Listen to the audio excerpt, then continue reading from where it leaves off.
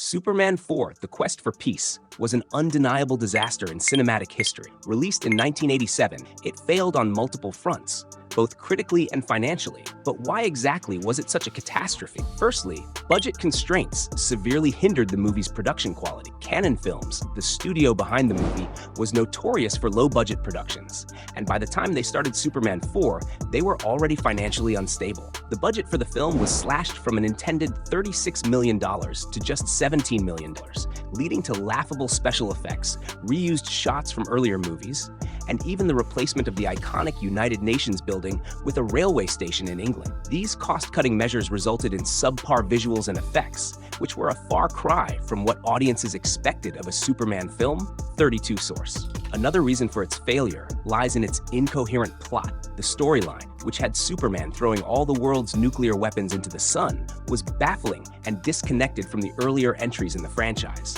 The creation of Nuclear Man, a villain cloned from Superman's DNA using a strand of his hair, was equally bizarre and poorly executed. The absurdity continued with scenes such as Nuclear Man's weakness being a lack of direct sunlight, and a fight between Superman and Nuclear Man on the moon, where somehow a normal human character is able to breathe in space. 32 source. Moreover, the movie's post-production issues further added to its downfall. Originally over 2 hours long, it was cut down to 90 minutes, resulting in several plot holes and inconsistencies. Characters like the original Nuclear Man were completely removed, and pivotal scenes between Clark Kent and Lacey Warfield were scrapped, leading to a film that felt incomplete and disjointed. 31 source. Finally, audiences and critics alike were extremely disappointed, with many regarding it as one of the worst superhero movies ever made. It holds a dismal 10% rating on Rotten Tomatoes and was even nominated for Razzie Awards for Worst Supporting Actress and Worst Visual Effects.